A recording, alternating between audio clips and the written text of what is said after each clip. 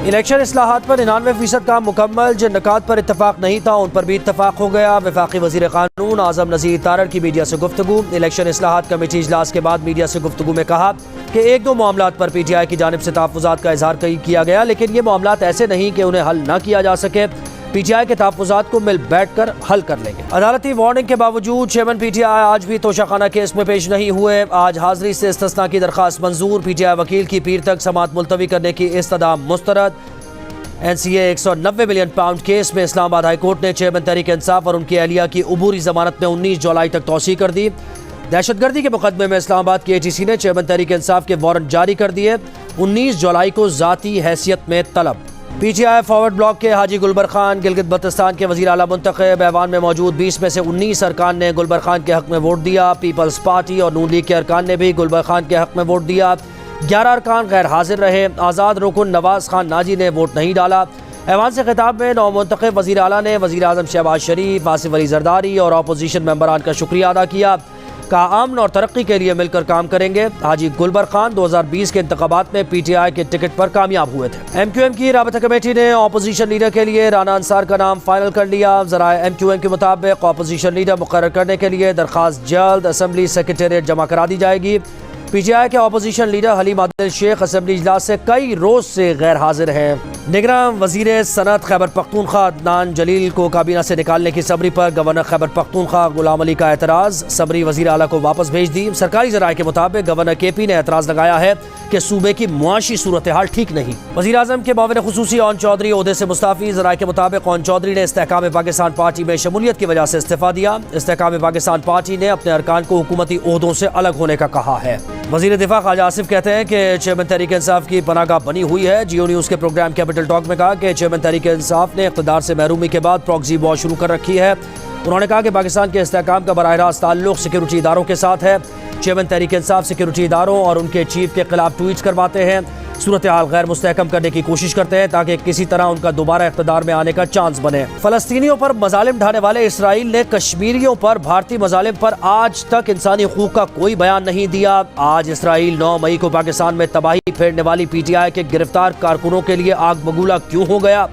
वज़ीर इत्तला सिंध शर्जील मेमन का सवाल। कहा माजी में लोगों से खोखले दावे किए गए, हम सिंध में पूरे पाकिस्तान के लोगों को मुफ्त इलाज फराहम कर रहे हैं। हमारी ख्वाहिश है कि RICVD मुल्क के तमाम शहरों में हो। मुल्क के हर सूबे में पिंक बसेस चलाई जाएं। आइंदा वज़ीर आज़म बिलावल भुट्टो जरदारी को देखना चाहते हैं। पाकिस्तान के सियासी मामलात में तबसरा नहीं करना चाहते, जो है वो सबके सामने है। पाकिस्तान को इस वक्त कई इक़्तिसादी चैलेंजेस का सामना है। IMF ने पाकिस्तान का कर्जा मंजूर किया, इस कामयाबी पर मुबारकबाद देता हूँ। पाकिस्तान को इस हवाले से मजीद काम करना होगा। पाकिस्तान में अमरीकी सफ़ीर डोनाल्ड ब्लूम की पेशावर में गुफ्तगू। कहा अमरीका पाकिस्तान में सरमायाकारी करने वाला सबसे बड़ा मुल्क है। सिर्फ गुज़श्ता साल पाकिस्तान में अमरीकी सरमायाकारी 50% बढ़ी है।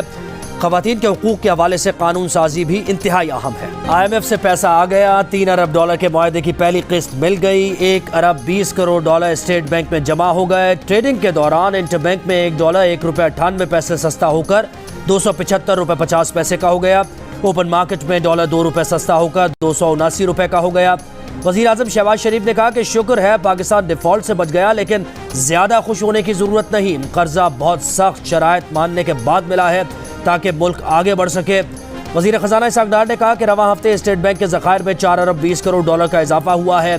तवक्को है कल ज़र मुबादला के ज़खायर $13 और $14 अरब के दरमियान होंगे।